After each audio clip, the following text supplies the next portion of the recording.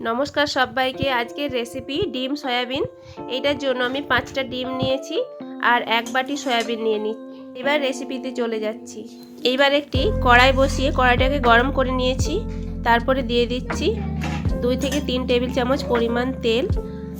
আর দুটো আলুকে আমি আগে থেকেই কিউব করে কেটে রেখেছিলাম, সেইটা তেলের মধ্যে ভেজে নেব। আলুটা ভেজে রাখলে সবজির স্বাদটা অনেক ভালো হবে। আলুটা হালকা ভেজে তুলে রাখবো। আর সয়াবিন আমি 1 ঘন্টা আগে ভিজিয়ে রেখেছিলাম, এটা খুব ভালো করে ভিজে গেছে। আমি এটা থেকে জল বের করে নিচ্ছি। 2 থেকে 3 বার ধুয়ে নিয়েছিলাম, ধুয়ে নেওয়ার পর জল বের করে নিচ্ছি। আর আলুটাকে খুব বেশি ভাজার দরকার নেই, হালকা ভেজে নিলেই হবে, একটু ঢাকা চাপা দিয়ে, যাতে আলুটা 80% সেদ্ধ হয়ে যায়। তারপরে এখানে আমি কিছু বাটা মশলা নিয়েছি আর পেঁয়াজ, টমেটো, কাঁচা লঙ্কা কেটে নিয়েছি। আলু ভাজা হয়ে গেছে, আলুটা একটা পাত্রে তুলে রাখছি। আর ওই কড়াতে আমি আর একটু কিছুটা তেল দিয়ে দিলাম সয়াবিনগুলো হালকা নাড়াচাড়া করে ভেজে নেব।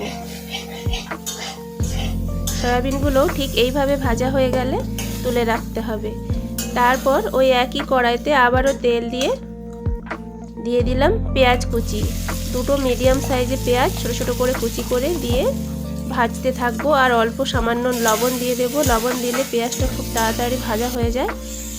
পেঁয়াজটা একটু নরম হয়ে গেলে দিয়ে দিলাম টমেটো, একটা বড় সাইজের টমেটো। এটাকেও ভেজে এইভাবে নরম করে নেব। তারপরে দিয়ে দিচ্ছি রসুন বাটা, আদা বাটা।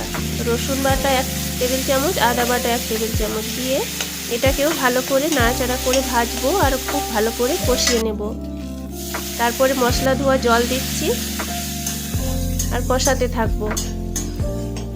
এটা এক পাশে কষা হতে থাকুক অল্প আঁচে। আমি আরেক সাইডে ডিমটা ভেজে নিচ্ছি। ডিমটা সেদ্ধ করে রেখেছিলাম, ভেজে নিলাম। মশলাটা প্রায় তেল ছেড়ে এসেছে। এইবার দিয়ে দিলাম 1 চা চামচ হলুদ গুঁড়ো, 1 চা চামচ লঙ্কার গুঁড়ো আর 1 চা চামচ কিচেন কিং মশলা। আর একটু জল দিয়ে খুব ভালো করে কষাতে থাকবো তেল ছেড়ে আসা পর্যন্ত। তেল ছেড়ে এসে গেলে এইবার যেগুলো ভেজে রেখেছিলাম আলু আর সয়াবিন, এটা দিয়ে দিচ্ছি। আর দিয়ে দিচ্ছি কাজু 4 থেকে 5টা বেটে রেখেছিলাম, ওইটা দিয়ে দিলাম। সব কিছু একসাথে ভালো করে মিশিয়ে নেব আর আবারও কষাতে থাকবো।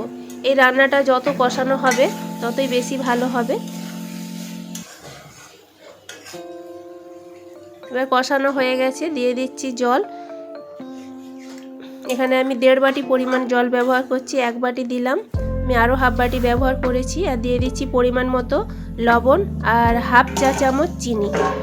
এবার ঢাকা চাপা দিয়ে সেদ্ধ হতে দেব।